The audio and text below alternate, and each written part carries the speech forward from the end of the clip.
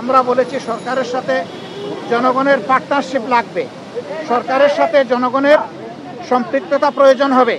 এই সরকার এবং জনগণ মিলে আইন শৃঙ্খলা বাহিনী এবং জনগণ যদি একসাথে কাজ করে, আমরা আশা করছি একটা অভূতপূর্ব দুর্গাপূজা আমাদের হিন্দু ধর্মের ভাই বোনেরা তারা উদযাপন করতে সক্ষম হবে। নির্দলীয় অন্তর্বর্তীকালীন সরকার, তারা দেশ শাসনের জন্য আসেননি, দেশ শাসনের সুস্থ পথ বিনির্মাণের জন্য তারা এসেছেন। তাদের কাজ হচ্ছে জাতির সামনে যা জাতি বঞ্চিত ছিল পরপর 3টা নির্বাচনে, জাতির সামনে একটা গ্রহণযোগ্য সুষ্ঠু এবং শান্তিপূর্ণ নির্বাচন উপহার দেওয়ার পরিবেশ তৈরি করা। এই জন্য কিছু মৌলিক বিষয়ে তাদেরকে সংস্কার করতেই হবে। সে কি মৌলিক বিষয়ে তারা সংস্কার করবেন সেই ব্যাপারে আমরা কথাবার্তা বলেছি। একটা রোডম্যাপ হবে সংস্কারের, আর একটা রোডম্যাপ হবে নির্বাচনের। সংস্কারটা সফল হলেই নির্বাচনটা সফল হবে।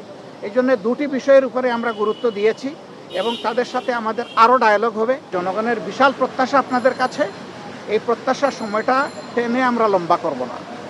এইটাকে যৌক্তিক সময়ে, যৌক্তিক যে শব্দটা, এটার সম্মানটা যেন বহাল রাখতে পারি আমরা, সেই দিকে আপনাদের দৃষ্টি আকর্ষণ করি। ওনারা কোনো দ্বিমত পোষণ করেন নাই এবং আমরা আশা করি এখানে কোনো সংকট তৈরি হবে না ইনশাআল্লাহ। দেশের চলমান আইন শৃঙ্খলা পরিস্থিতি নিয়ে এখানে কথা হয়েছে এবং এই ক্ষেত্রে জনগণ আর বর্তমান সরকার একসাথে কিভাবে পারস্পরিক সহযোগিতার মাধ্যমে আইন শৃঙ্খলা পরিস্থিতির আরও উন্নয়ন সাধন করতে পারে এবং সকল ধরনের ষড়যন্ত্রের বিরুদ্ধে জাতিকে ঐক্যবদ্ধ রাখতে পারে, সেই বিষয়গুলো নিয়ে আমাদের এখানে কথাবার্তা হয়েছে।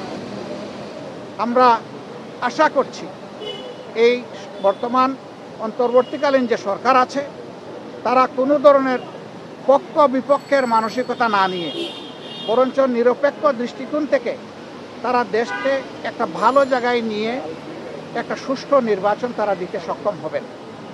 এবং এই ক্ষেত্রে এইটাও আমরা আশা করছি যে এই সময়টা নাতি দীর্ঘ হবে।